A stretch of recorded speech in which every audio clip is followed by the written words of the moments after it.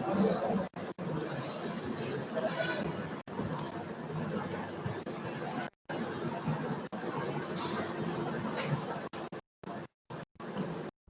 Class में हम लोगों ने डिस्कस किया था एनवायरमेंटल स्कैनिंग, जहाँ पर हम लोगों ने सबसे पहले बात करी थी एनवायरमेंट कॉन्सेप्ट क्या है। देन हम लोगों ने बात करी थी कि जो एनवायरमेंट होता है वो दो तरह का होता है, internal environment then external environment. अब ये इंटरनल एनवायरमेंट क्या होता है? इंटरनल एनवायरमेंट में हम लोगों ने बात करी थी कि जो इंटरनल एनवायरमेंट है वो विद इन एन ऑर्गेनाइजेशन होता है, यानी कंपनीज की जो ऑर्गेनाइजेशन की स्ट्रेंथ और वीकनेस पे उस पर ज़्यादा एम्फसाइज होता है।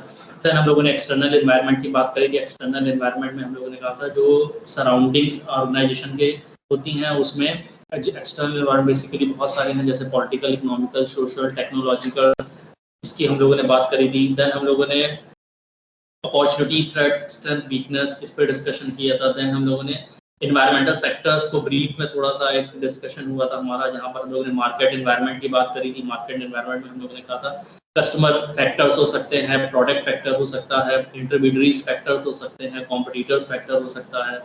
टेक्नोलॉजिकल एनवायरनमेंट की हम लोगों ने बात करी थी, जियो पॉलिटिकल एनवायरनमेंट की बात करी थी, सप्लायर्स एनवायरनमेंट की बात करी थी, इकोनॉमिकल एनवायरनमेंट की बात करी थी। देन हम लोगों ने रेगुलेटरी एनवायरनमेंट की बात कर ली थी, पॉलिटिकल एनवायरनमेंट की बात हो चुकी थी हम लोगों की। देन सोशो कल्चरल एनवायरनमेंट की बात हुई थी, इंटरनेशनल एनवायरनमेंट की बात डिस्कशन हम लोग हो चुका था, ग्लोबलाइजेशन और इससे रिलेटेड हम लोग ने बात करी। देन हम लोग जो आज स्टार्ट करेंगे वो प्रोसेस है environmental scanning. Basically environmental scanning क्या है? एनवायरमेंटल स्कैनिंग एक प्रोसेस है जहां पर हम क्या करते हैं, monitor, evaluate and disseminate of information. जहाँ पर हम बेसिकली क्या कर रहे हैं, मॉनिटर कर रहे हैं जो भी हमारा एक्सटर्नल और इंटरनल एनवायरनमेंट है उसकी इंफॉर्मेशन। हेलो जी मैम, अभी क्लास है, बोलिए क्लास के बाद ठीक।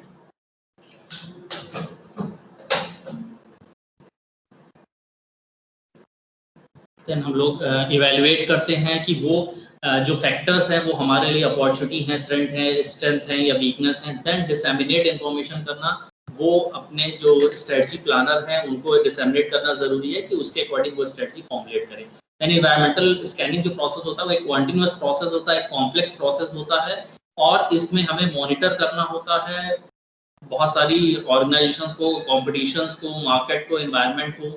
देन इवैल्यूएट करना होता है कौन सी चीजें हमारे लिए फेवरेबल रहेंगी, कौन सी अनफेवरेबल हैं। देन वो इन्फॉर्मेशन हम डिसेमिनेट करते हैं अपने स्ट्रेटेजिक प्लानर की तरफ, या जो स्ट्रेटेजिक डिसीजन मेकिंग में रोल प्ले करते हैं उनके पास। बेसिकली इसका जो पर्पस है एनवायरमेंटल स्कैनिंग का वो क्या है कि जो एक्सटर्नल और इंटरनल जो एलिमेंट्स है हमारे, वो हमारे लिए फ्यूचर में क्या अफेक्ट करेंगे हमारे लिए, या कैसे हमारी फ्यूचर हम डिसाइड कर पाएंगे, या विजन जो मिशन है उसके वो हम कैसे अकम्प्लिश कर पाएंगे। बेसिकली इस पे ज्यादा एम्फसाइज है। तो जो भी एनवायरमेंटल स्कैनिंग हम करते हैं उसमें बेसिक जो एक टेक्निक्स या टूल्स को यूज करते हैं उसे हम स्वैट एनालिसिस कहते हैं।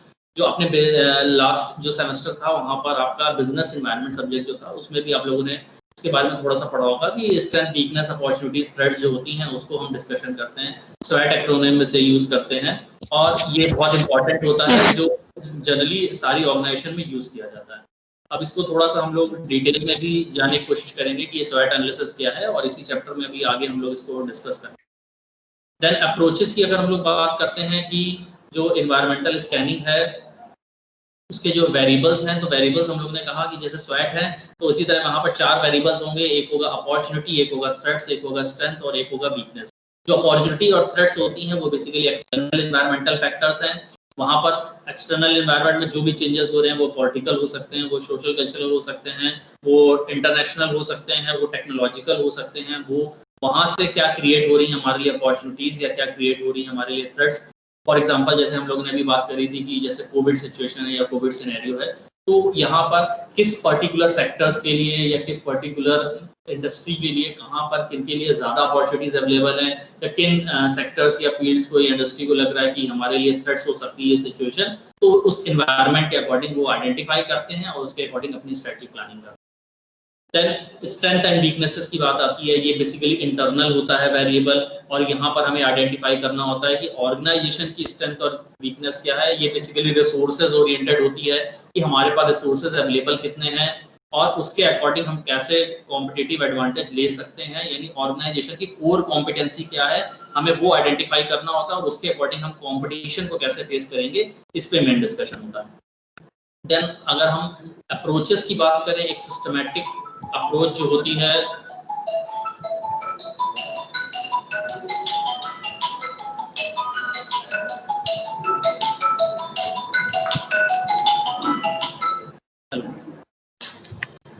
हेलो जी मैम, गुड मॉर्निंग। हाँ कर दीजिए। अच्छा ठीक है, हम चेक करके बता दें। ठीक।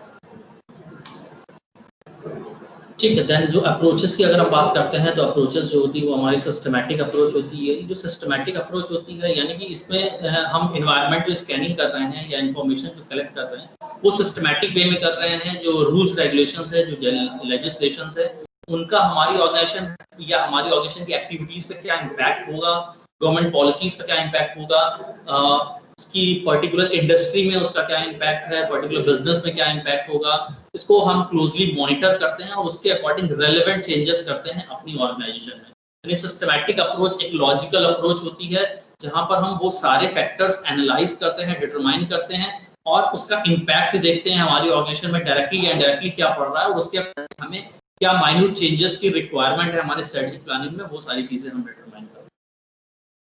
देन एडहॉक अप्रोच की हम बात करते हैं। एडहॉक अप्रोच, जैसे हम लोग ने एडहॉक वर्ड से डिसाइड हो रहा है, एडहॉक अडॉप्ट करना अपने आप को सिचुएशन के अकॉर्डिंग, टाइम के अकॉर्डिंग। जैसे कोविड सिनेरियो में भी अभी आप लोग देख रहे हैं कि बहुत ज्यादा जो ड्रास्टिक चेंजेस हुए हैं, तो उसके अकॉर्डिंग ऑर्गेनाइजेशंस को अपने आप को अडॉप्ट करना होगा। अगर वो सिचुएशन के अकॉर्डिंग अपने आप को अडॉप्ट नहीं करेंगे या चेंजेस नहीं लाएंगे, तो बहुत ज्यादा वो सक्सेस नहीं पा सकते हैं टाइम के अकॉर्डिंग, या अपनी ग्रोथ नहीं कर सकते हैं। इसलिए उनको जो भी इनसाइड ऑर्गेनाइजेशन फैक्टर्स हैं या आउटसाइड ऑर्गेनाइजेशन फैक्टर, उसके अकॉर्डिंग, या गवर्नमेंट रूल्स रेगुलेशन चेंजेस हुए या किस तरह की सप्लायर एनवायरनमेंट अगर चेंज हुआ, तो उसके अकॉर्डिंग अपने इंटरनल एनवायरनमेंट में उन्हें चेंजेस करना होगा या अपनी स्ट्रेटेजिक प्लानिंग में चेंजेस करना होगा। Then processed form approach. Process form approach जो होता है वो बेसिकली हमारी जो ऑर्गेनाइजेशन की इंटरनल जो प्रोसीजर है उस पर डिपेंड करता है। वो जो प्रोसीजर होते हैं वो सिचुएशनल एस्पेक्ट्स पे डिपेंड करते हैं कि सिचुएशन के अकॉर्डिंग हमने क्या प्रोसीजर चेंज किए हैं। वो प्रोसेस, जैसे फॉर एग्जांपल जैसे हम लोग अभी क्लासेस की हम बात कर रहे हैं, तो जो हमारा एजुकेशनल जो प्रोसेस था वो ये था कि एक क्लासेस शेड्यूल करनी है टाइम टेबल के according, normal classes, offline classes schedule होती थी। लेकिन क्योंकि सिचुएशन के अकॉर्डिंग अब हमें चेंजेस करना पड़ रहा है, तो हम ऑफलाइन क्लासेस की तरफ, ऑनलाइन क्लासेस की तरफ जा रहे हैं और वहां पर हम किसी टेक्निकल इंस्ट्रूमेंट का यूज कर रहे हैं और इंटरेक्ट कर रहे हैं ज्यादा से ज्यादा लोगों से, और उसके अकॉर्डिंग हम क्लासेस को कंडक्ट कर रहे हैं। तो ये बेसिकली क्या है, प्रोसेस फॉर्म अप्रोच है कि सिचुएशन के अकॉर्डिंग हमने चेंजेस लाए और उसके अकॉर्डिंग हमने फॉर्मल या इनफॉर्मल अप्रोचेस दोनों हो सकती हैं। फॉर्मल वे में कोई डिसीजन ले सकते हैं, कुछ इनफॉर्मली हम सिचुएशंस के अकॉर्डिंग डिसीजन कर सकते हैं, तो प्रोसेस फॉर्म अप्रोच में आता है। देन हम लोग बात ये करेंगे कि सोर्सेस क्या है एनवायरमेंट। अभी उन्होंने कहा कि एक्सटर्नल एनवायरमेंट है, इंटरनल एनवायरमेंट है, एक्सटर्नल एनवायरमेंट हमें स्कैन करना है, लेकिन इसके इंपॉर्टेंट सोर्सेस क्या है, कहाँ से हम इंफॉर्मेशन कलेक्ट करें जिसके अकॉर्डिंग हम एनवायरमेंट को स्कैन कर सकें। तो जो सोर्सेज है बेसिकली हम सेकेंडरी सोर्सेज पे ज्यादा एम्फसाइज करेंगे, क्योंकि एनवायरमेंट से रिलेटेड जो भी है वो जो पहले से पास्ट हिस्टोरिकल डेटा है वो हमें मैगजीन्स में मिल सकता है, न्यूज़पेपर्स में मिल सकता है, जर्नल्स में अवेलेबल होता है, डिफरेंट बुक्स होती हैं वहां पर, ट्रेड या इंडस्ट्री एसोसिएशंस हैं वहां पर मिल सकता है हमें, गवर्नमेंट एजेंसीज हैं, गवर्नमेंट पब्लिकेशंस जो आते हैं वहां पर मिल सकता है, कुछ एनुअल रिपोर्ट्स होती हैं पर्टिकुलर इंडस्ट्रीज की, वहां पे मिल सकता है, कॉम्पिटिटिव जो एजेंसीज होती हैं, ठीक है, वो सिंडिकेट सर्विसेज प्रोवाइड करती हैं, वहां पर पेड सर्विसेज होती है, कॉम्पिटिटर की आपको इन्फॉर्मेशन वहां पे मिल सकती है। कुछ कॉमर्शियल डेटाबेसेस होते हैं जो इजीली डेटा शेयर करते हैं, जैसे प्रोवेस है, कैपिटालाइन है, स्टॉक मार्केट में आपने देखा होगा जनरली ये यूज होता है, या फाइनेंशियल डेटा अगर कोई यूज करता है तो वो बहुत ज्यादा जनरल एक टर्म आता है, प्रोवेस डेटाबेस है, कैपिटालाइन डेटाबेसेस है। तो वहां पर शेयर मार्केट से रिलेटेड, कंपनी से रिलेटेड, शेयर से रिलेटेड, बिडिंग से रिलेटेड, तो ये सारी इन्फॉर्मेशन वहां पर डिवाइड होती है। देन सबसे ज्यादा जो आप ट्रेंड में आता है वो मास मीडिया, यानी इन्फॉर्मेशन ज्यादा से ज्यादा एनवायरनमेंट की हमें कहाँ से मिलती है, मास मीडिया से। वो मास मीडिया रेडियो हो सकता है, टेलीविजन हो सकता है, इंटरनेट हो सकता है। यहाँ पे इंटरेक्शन इजीली पॉसिबल है, इंटरेक्ट हम कर सकते हैं इजीली, हम एनवायरनमेंट से रिलेटेड इंफॉर्मेशन कलेक्ट कर सकते हैं, यानी मास मीडिया का ज़्यादा इंपॉर्टेंस है इन सारी चीज़ों में। देन इंटरनल सोर्सेज भी कुछ होते हैं जो हमें हेल्प करते हैं डेटा कलेक्ट करने में। वो कंपनी की फाइल्स हो सकती हैं, उनके इंटरनल रिकॉर्ड्स हो सकते हैं, मेमोरेंडम हो सकते हैं, मैनेजमेंट जो MIS सिस्टम है, इंटरप्रेन्योर का जो ERP डेटाबेसेस होते हैं वो हो सकते हैं, एम्प्लॉइज या स्टाफ भी हो सकते हैं। जनरली अगर किसी कॉम्पिटिटर की हमें इंफॉर्मेशन ले लेनी है तो वहाँ के जो एम्प्लॉइज हैं उनसे हम इंटरेक्ट करके, या जो सेल्स स्टाफ है या जो करंट कस्टमर्स, एग्जिस्टिंग कस्टमर जैसे हम लोग नेक्स्ट में बात कर रहे हैं, तो उनसे भी हम इंफॉर्मेशन ले सकते हैं। एक्सटर्नल एजेंसीज की यहाँ बात हुई, जैसे कस्टमर्स हो सकते हैं एक्सटर्नल एजेंसीज में, कुछ मार्केटिंग इंटरमीडिएट्स जैसे आपके रिटेलर्स हैं, डिस्ट्रीब्यूटर्स हैं, वो भी आपको इंफॉर्मेशन दे सकते हैं। ट्रेड एसोसिएशंस होती हैं जो मेंबरशिप हम लोग करते हैं वहाँ पर, वहाँ उन मेंबर से भी हम इंफॉर्मेशन ले सकते हैं। गवर्नमेंट एजेंसीज जो होती हैं जो लाइसेंसिंग प्रोवाइड करती हैं, वहाँ से भी इंफॉर्मेशन आपको मिल सकती है एनवायरनमेंट से रिलेटेड। कुछ फॉर्मल स्टडीज होती हैं जो एम्प्लॉइज करते हैं, रिसर्चर्स करते हैं, एजुकेशनल इंस्टीट्यूट करते हैं, वहाँ से भी इंफॉर्मेशन आपको मिल सकती है।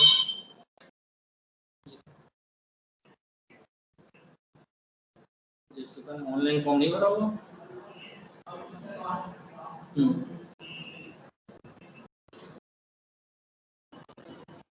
कोई रिप्लाई करते हैं, कोई रिप्लाई चेक करनी पड़ेगी, अभी क्लास है फिर देख रहे हैं।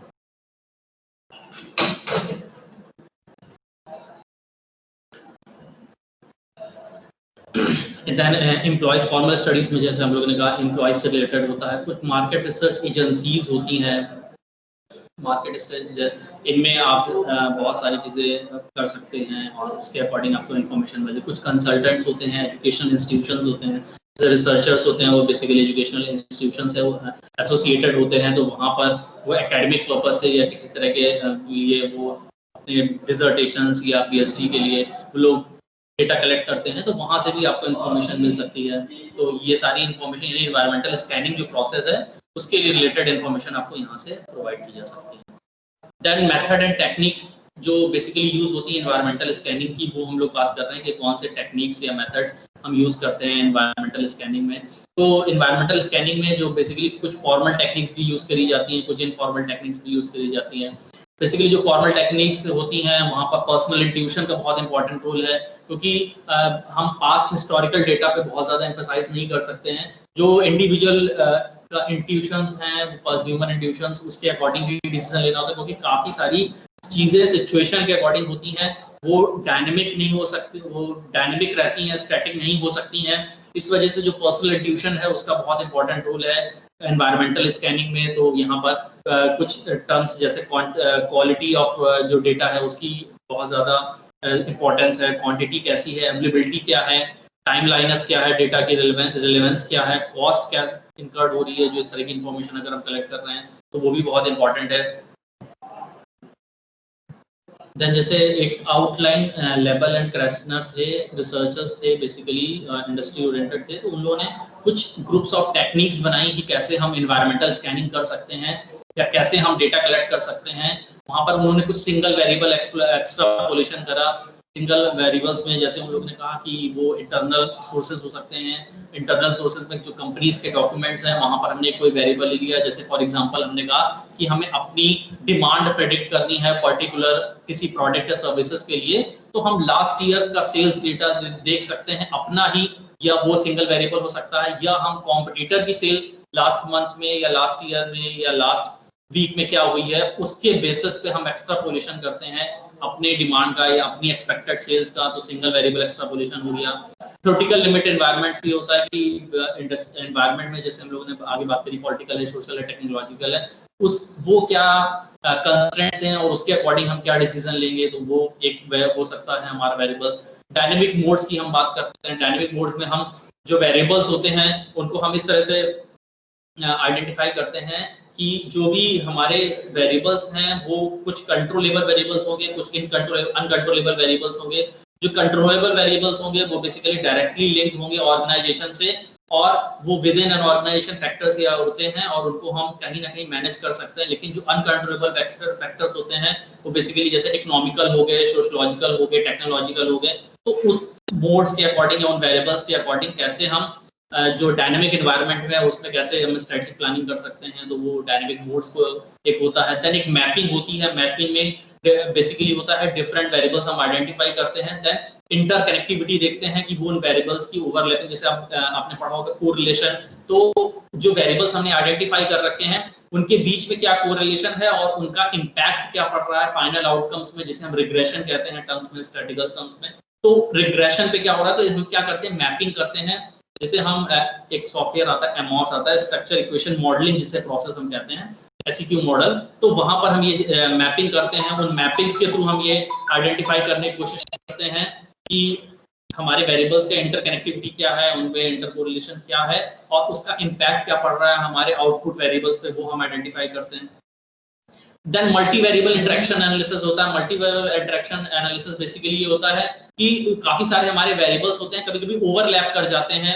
जैसे अगर हम डिमांड और उसकी बात करते हैं तो हम देखते हैं प्राइस एक फैक्टर है, एडवर्टाइजमेंट एक फैक्टर है, तो वो सारी चीजें कभी-कभी होता है, कुछ चीजें क्रॉस इलास्टिसिटी और हम लोगों ने उसे पढ़ा होगा डिमांड में, तो कोई सेम वेरिएबल्स है जो आपस में भी कोरिलेटेड हैं और हम किसी तरह के आउटपुट वेरिएबल से उनका रिलेशन दे रहे हैं, तो वो कहीं ना कहीं ओवरलैप कर जाएंगे। इसलिए मल्टी वेरिएबल इंटरेक्शन एनालिसिस की जरूरत होती है, जिसमें इनकी इंटरकोरिलेंसी को नेग्लिजिबल किया जाता है और फिर उसके बाद फिर हम आगे का एनालिसिस करते हैं। देन अनस्ट्रक्चर्ड एक्सपर्ट ओपिनियन होता है, ये बेसिकली क्वालिटेटिव एनालिसिस होता है। यहाँ पर हिस्टोरिकल डेटा का ना यूज करके हम एक्सपर्ट्स ओपिनियन ले लेते हैं कि हमें स्ट्रेटेजिक प्लानिंग करने के लिए, एनवायरमेंटल स्कैनिंग करने के लिए कौन सा डेटा हमारे लिए ज्यादा रेलेवेंट रहेगा। वो कॉम्पिटिटर का डेटा हो सकता है, वो हमारा पास्ट हिस्टोरिकल डेटा हो सकता है, वो किसी तरह के एजेंसीज, गवर्नमेंट एजेंसीज का डेटा हो सकता है। तो एक्सपर्ट्स जो जिनके पास एम्पल एक्सपीरियंस होता है वो अपने ओपिनियंस देते हैं और उसके अकॉर्डिंग, क्योंकि एक सिस्टमैटिक नहीं होता इसलिए अनस्ट्रक्चर्ड कहा गया कि सिचुएशन के अकॉर्डिंग या जो पर्टिकुलर इंडिविजुअल्स हैं या एक्सपर्ट्स हैं वो अपने अकॉर्डिंग डिसाइड करते हैं कि कौन सा डेटा हमें ज्यादा फ्रूटफुल रहेगा हमारे लिए। कुछ स्ट्रक्चर्ड एक्सपर्ट ओपिनियन होते हैं। जो स्ट्रक्चर्ड एक्सपर्ट ओपिनियन होते हैं उसे आपने टर्मिनोलॉजी कहते हैं डेल्फी टेक्निक। डेल्फी टेक्निक पे बेसिकली होता है जो एक्सपर्ट्स का ग्रुप होता है वो एक हम असाइन करते हैं। उन एक्सपर्ट्स ऑफ ग्रुप में काफी सारे ऐसे इंडिविजुअल्स होते हैं जो अलग अलग डिपार्टमेंट से अलग अलग एरियाज में आते हैं। फॉर एग्जांपल जैसे हमने कहा अगर हमें डेल्फी टेक्निक यूज करनी है तो हमने एक पैनल बना रखा है, एक ज्यूरी बना रखी है। उस ज्यूरी में हमने प्रोडक्शन के एक हेड को रखा है, एक मार्केटिंग के हेड को रखा है, एक फाइनेंस के हेड को रखा है, एक एचआर के हेड को रखा है, एक आईटी हेड रखा हुआ है और वो एक्सपर्ट्स फॉर्म करके एक स्ट्रक्चर्ड एक्सपर्ट ओपिनियन हमें दे रहे हैं और उसके अकॉर्डिंग हम फिर ये कर रहे हैं कि कौन सा रेलेवेंट होगा एनवायरमेंटल स्कैनिंग के लिए, हमारे लिए इंफॉर्मेशन कैसे कलेक्ट हो सकती है और कौन ज्यादा रेलेवेंट है हमारे लिए। स्ट्रक्चर्ड इन एक्सपर्ट ओपिनियन भी हो सकता है। इन एक्सपर्ट ओपिनियन में बेसिकली जो हमारे कस्टमर्स और क्लाइंट्स होते हैं, सप्लायर्स होते हैं, क्योंकि वो डायरेक्टली तो इन्वॉल्व नहीं होते हैं हमारे प्रोसेस में, लेकिन इनडायरेक्टली काफी सारी इंफॉर्मेशन जो रेलेवेंट इंफॉर्मेशन है वो हमें प्रोवाइड कर सकते हैं। इसलिए उसे हमने अनस्ट्रक्चर्ड जो है वो हमारा स्ट्रक्चर तो है लेकिन वो इन एक्सपर्ट है क्योंकि उन्हें एक्सपर्टाइज नहीं है उस चीज में, और हमें वो रैंडमली कभी भी हमने कहा जो हमारे से ज्यादा लॉयल कस्टमर्स हैं उनसे ले सकते हैं। देन इसी तरह अनस्ट्रक्चर्ड इनस्पेक्टेड स्पेकुलेशंस होता है जहां पर हम स्ट्रक्चर्ड भी नहीं करते हैं कि कब किससे डेटा लेना है और वो एक्सपर्ट जो होते हैं उन्हें कोई इन्फॉर्मेशन भी नहीं होती इस तरह की ज्यादा रेलेवेंट इन्फॉर्मेशन, और रैंडमली अगर हमने कोई सर्वे करना है, ये करना है तो इस तरह से हम लोग इन्फॉर्मेशन कलेक्ट कर सकते हैं। यानी इन जो ग्रुप्स हैं या ये जो सोर्सेज हैं इनके थ्रू भी हम क्या कर सकते हैं, एनवायरमेंटल स्कैनिंग कर सकते हैं। तो बेसिकली जो लेवल क्रेसनर थे उन्होंने आउटलाइन करे थे कि ये ग्रुप्स होते हैं या ये सोर्सेज हैं जहां से आप एनवायरमेंटल स्कैनिंग में प्रोसेस में आप हेल्प ले सकते हैं। देन इसके बाद हम लोग बात कर रहे हैं कि एनवायरनमेंट को अप्रेस करने की। एनवायरनमेंट कैसे अप्रेजल बेसिकली इंपॉर्टेंट इसलिए है कि क्लोजली एग्जामिन करना, क्लोजली इवैल्यूएट करना कि उसकी परफॉर्मेंस क्या है। यानी हमने एनवायरमेंटल स्कैनिंग करी, उसके अकॉर्डिंग हमने स्ट्रेटजिक प्लानिंग करी, तो स्ट्रेटजिक प्लानिंग की जो सक्सेस है वो डिपेंड करती है कि हमने उसको अप्रेस किया है कि नहीं, उसको क्लोजली इवैल्यूएट, परफॉर्मेंस को इवैल्यूएट किया है कि नहीं, कि जो हम प्लानिंग कर रहे थे या जो हमने डेटा कलेक्ट किया था उसके अकॉर्डिंग हमने जो प्लानिंग करी थी क्या वो हमारी एक्सपेक्टेशन के अकॉर्डिंग स्मूथली जा रही है कि नहीं जा रही है। अगर उसमें डेविएशन आ रहा है कि हम जो अचीव करना चाह रहे थे या हम जो हमने टारगेट सेट कर रखा था वो हम अचीव नहीं कर पा रहे हैं, उसमें कोई डेविएशन आ रहा है तो उसे कैसे इंप्रूव किया जाए, इसलिए वहाँ पर अप्रेजल की बात हो रही है, एनवायरमेंटल अप्रेजल का यहाँ पर डिस्कशन हो रहा है। अब इसमें अप्रेजल कैसे हम करें ये बहुत इंपॉर्टेंट है। तो कौन कौन से फैक्टर्स होते हैं जिनके बेसिस पे हम एनवायरमेंटल अप्रेजल कर सकते हैं, उन फैक्टर्स को हमें जानना बहुत जरूरी होता है। जैसे पहला फैक्टर है strategist related factor. Strategist related factor यानी जो स्ट्रेटजिस्ट है, जो मेन की रोल प्ले कर रहा है स्ट्रेटजी फॉर्म करने में, उसका क्या इफेक्ट पड़ेगा एनवायरमेंटल अप्रेजल प्रोसेस में। तो बेसिकली उसकी क्वालिफिकेशंस क्या हैं वो डिपेंड करता है, एजुकेशनल क्वालिफिकेशंस की क्या है, उसके पास एक्सपीरियंस क्या है, क्या इस तरह की स्ट्रेटजी रिलेटेड उसने काम काफी कर रखा है, मोटिवेशन लेवल उसका बहुत इंपॉर्टेंट है। अगर वो हाईली मोटिवेटेड है, रिस्क लेने के लिए तैयार है, इनोवेटिव है, ज्यादा चीजें क्लोजली ऑब्जर्व कर सकता है, तो मोटिवेशन लेवल इसका क्या है वो है। उसका कॉग्निटिव स्टाइल क्या है, क्या वो दूसरों की कंसर्न लेना जरूरी समझता है, क्या उसे लग रहा है कि जो लोअर लेवल मैनेजमेंट है या लोअर लेवल एम्प्लॉइज हैं उन्हें इन्वॉल्व करना चाहिए स्ट्रेटेजिक डिसीजन मेकिंग में, तो ये भी कॉग्निटिव स्टाइल पे भी डिपेंड करता है। देन उसकी एबिलिटी पे भी डिपेंड करता है कि क्या टाइम प्रेशर के अकॉर्डिंग, स्ट्रेस के अकॉर्डिंग, स्ट्रेन जो है उसके अकॉर्डिंग वो रिस्पॉन्सिबिलिटी को अपनी कैसे परफॉर्म कर पा रहा है, तो ये एक बहुत इंपॉर्टेंट है, उसके अकॉर्डिंग हम डिसीजन करते हैं।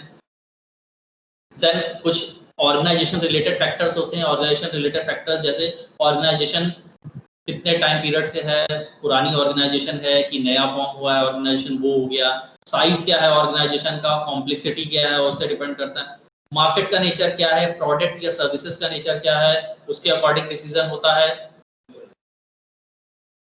देन सर्विसेज की हम लोग बात करें, जैसे प्रोडक्ट या सर्विसेज है, किसी भी केस में कैसा होना चाहिए तो वो हम लोग। देन एनवायरमेंट रिलेटेड फैक्टर्स हो सकते हैं। एनवायरमेंट रिलेटेड फैक्टर्स जो होते हैं वो हम ये देखते हैं एनवायरमेंट का नेचर कैसा है, वो ज्यादा कॉम्प्लेक्स है, ज्यादा वोलेटाइल है, वोलेटाइल मतलब कीप्स ऑन चेंजिंग, वो बहुत ज्यादा चेंज हो रहा है फ्रीक्वेंटली। जैसे एफएमसीजी में आप देखते हो तो एफएमसीजी जो गुड्स होते हैं उनकी जो डिमांड होती है वो ज्यादा वोलेटाइल होती है, बहुत कीप्स ऑन चेंजिंग होती है कि आज जो डिमांड है वो हो सकता है 1 घंटे बाद चेंज हो जाए, हो सकता है 1 हफ्ते में चेंज हो जाए, हो सकता है कि 2 दिन में चेंज हो जाए। तो वोलेटाइल होता है कि बहुत ज्यादा फ्रीक्वेंटली चेंजेस आ रहे हैं, तो वोलेटाइल नेचर की है अगर एनवायरनमेंट, तो हमें ज्यादा बहुत ज्यादा हमें प्रिकॉशंस लेने होंगे या उसके अकॉर्डिंग हमें करना होगा। देन हॉस्टिलिटी की बात होती है कि कितना फैमिलियर है एनवायरनमेंट, फेवरेबल है, हम उसको अकॉर्डिंग कैसे हम एडजस्ट कर सकते हैं। तो हॉस्टिलिटी और डाइवर्सिटी की यहाँ पर बात हो रही है, एनवायरनमेंट रिलेटेड फैक्टर है। इन्फॉर्मेशन को प्रोसेस हम कैसे करते हैं, कैसे स्कैन कर रहे हैं, क्योंकि इन्वायरमेंट को हमने डेटा तो कलेक्ट कर लिया लेकिन उसको प्रोसेसिंग बहुत इंपॉर्टेंट है। अगर सही तरह से हम डेटा को प्रोसेस नहीं कर पा रहे हैं, इसका मतलब जो जस्ट है हमारा, जो हम मेन इन्फॉर्मेशन लेना चाह रहे हैं वो इन्फॉर्मेशन हमें नहीं आ पा रही है, वो अनसर्टेन है, क्योंकि जो इन्वायरमेंट है वो अनसर्टेनिटी उसमें ज्यादा होती है, और अनसर्टेनिटी ज्यादा होने की वजह से हम उसमें आगे नहीं प्रोसीड कर पाते हैं। इस वजह से जो अनसर्टेनिटी है वो भी हमें आइडेंटिफाई करनी होती है। हाँ, बोल लेते हैं 4.5 रह गई है। हाँ 18,500 अभी कितनी जमा करी तुमने? अभी मेरी 14,000 आज कितनी जमा करी? अभी आजकल आज तो नहीं, जब अभी बीच में जमा कर गया था, हाँ, ठीक 3,000 जमा कर गए थे, तो 4,500 रह गई। हाँ, बोलते थे अगले मंथ तक करवा देंगे, लॉकडाउन में था नहीं, और इस बार करवा देते लेकिन दादाजी बेटा करवा देना, लेकिन जिस पे अपना नाम अविनाश और दीपक ना, दोनों उसके हुए मेरा तो उसका क्लियर है, ठीक करवा देना, 1 आधे घंटे का टाइम दो, मेल आ जाएगा। जानते हैं सर, घर जाते घर जाना, वेट कर लो, अभी क्लास खत्म हो जाए, हम कर देगा। सर आप कर देंगे, हम कर देंगे, ठीक है। तो एनवायरमेंट रिलेटेड फैक्टर्स हो गए। अब जो एनवायरमेंटल स्कैनिंग हम कर रहे हैं तो वहाँ पर डिफरेंट, जैसे हम लोगों ने स्वैट एनालिसिस की बात करी, टेक्निक स्वैट एनालिसिस में हम लोगों ने कहा कि स्ट्रेंथ, वीकनेस, अपॉर्चुनिटी, थ्रेट्स और ये सारी चीजें करते हैं। उसी तरह का एक और टेक्निक्स या टूल्स है हमारे पास, जिसे हम कहते हैं इंडस्ट्री एनालिसिस।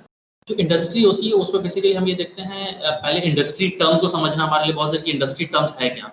तो इंडस्ट्री जो बेसिकली क्या है, एक ऐसा टर्मिनोलॉजी जहाँ पर ग्रुप ऑफ फर्म्स, जो कई सारी फर्म्स हैं वो काम कर रही हैं और वो सिमिलर तरह का प्रोडक्ट या सर्विसेज प्रोवाइड कर रही हैं।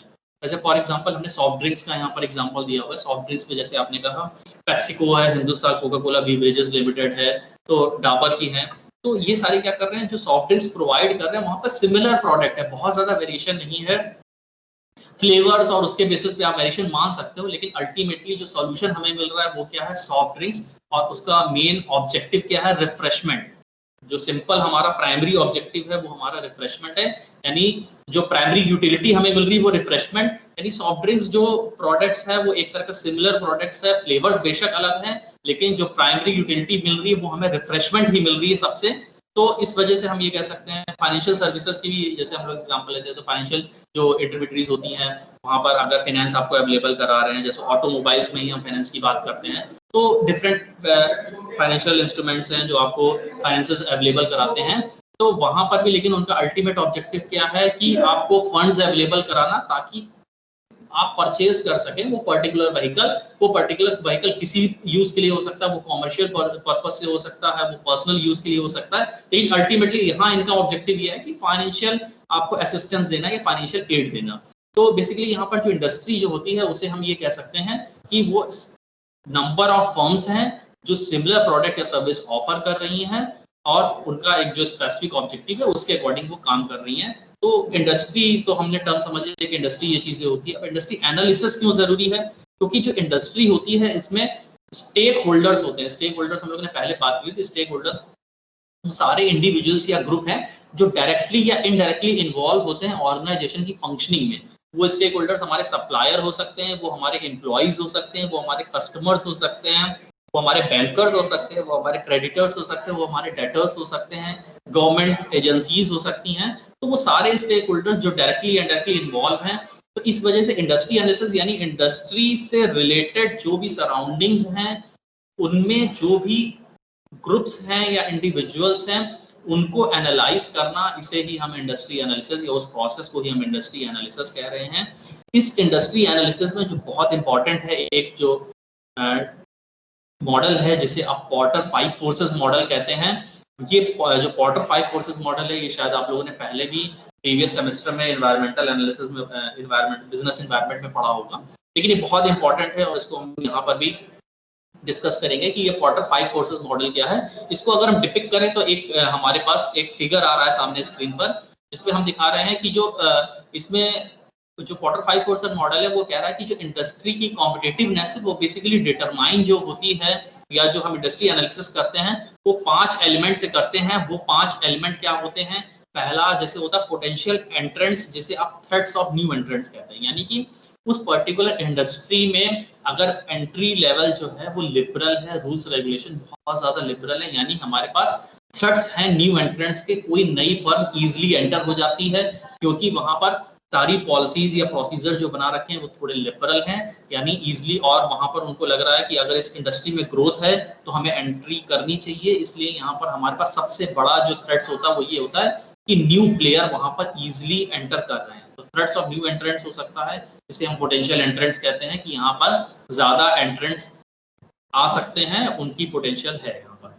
दूसरा आता है बायर्स की बात होती है, बार्गेनिंग पावर्स ऑफ बायर्स की जो पावर है वो बायर्स के पास है कि जो सप्लायर्स के पास है, ये भी डिपेंड करता है। बायर्स अगर जो खरीदने वाला है, जैसे हम प्रोडक्ट सर्विस ऑफर करी और हमें लग रहा है कि जो हम प्रोडक्ट ऑफर कर रहे हैं वो यूनिफॉर्म है, वो एक ही तरह का सिमिलर प्रोडक्ट है जैसे दूसरी कंपनीज भी ऑफर कर रही हैं, यानी यहाँ पर बार्गेनिंग पावर बायर्स के पास ज्यादा है। इस तरह में यहाँ पर परफेक्ट कंपटीशन की स्टेज है, जब बार्गेनिंग पावर बायर्स के पास ज्यादा होती है तो वहां पर इंडस्ट्री हमें एनालाइज करना बहुत जरूरी होता है, क्योंकि हमें ये देखना होगा हमारे कॉम्पिटिटर किस प्राइस पर क्या चीज किस क्वालिटी में अवेलेबल करा रहे हैं और उसके अकॉर्डिंग हम क्या बेस्ट ऑफर कर सकते हैं अपने बायर्स को, जिससे वो अट्रैक्ट हो, क्योंकि मेन अल्टीमेट जो पावर है वो बायर्स के पास है।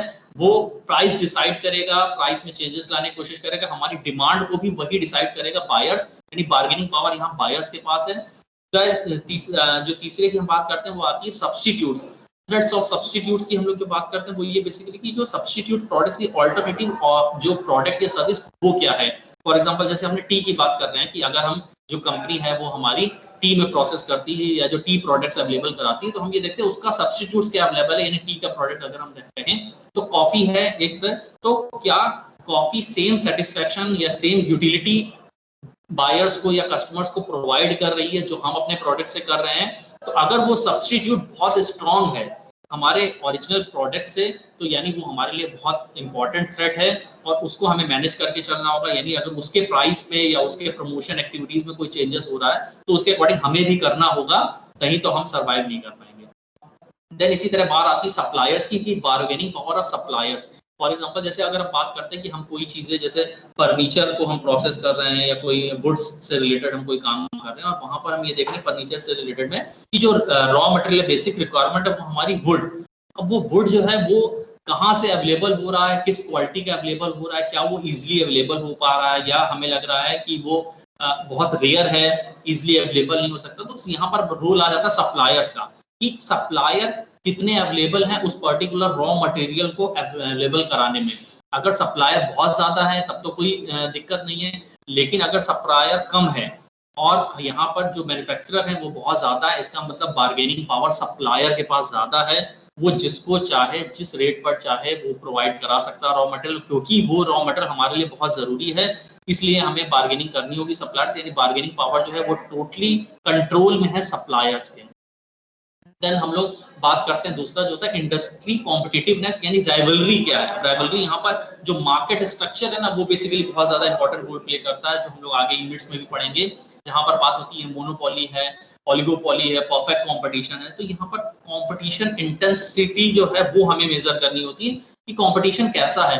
तो इंडस्ट्री में जो हमारा कंपटीशन है, अगर केवल हम ही वहां पर हैं और हम ही केवल प्रोडक्ट सर्विस प्रोवाइड करते हैं और कोई प्रोवाइड नहीं करता है तो ऐसी कोई प्रॉब्लम नहीं होगी। लेकिन अगर हम ओलिगोपोली या परफेक्ट कंपटीशन की तरफ हैं तो हमें कंपटीशन फेस करना होगा और अपने राइवल्स के अकॉर्डिंग हमें अपनी स्ट्रेटजी या उसमें चेंजेस करना होगा। यानी इंडस्ट्री एनालिसिस में एक बहुत ही इंपॉर्टेंट रोल है। अभी हम लोगों ने ये 5 फोर्सेस की तो बात करी जो ट्रेडिशनल मेथड्स में था, 5 फोर्सेस के बारे में ही हुआ था कि एक तो होता है threats of new entrants, potential entrants की बात होती है, एक बार्गेनिंग पावर ऑफ बायर्स की बात होती है, एक substitute threats of substitute product की बात होती है, एक बार्गेनिंग पावर ऑफ सप्लायर की बात होती है और एक राइवलरी की बात होती है कि राइवलरी क्या है एग्जिस्टिंग फर्म्स में एंड इंडस्ट्री में कितनी ऑर्गेनाइजेशंस है और उनके बीच कंपटीशन कैसा है।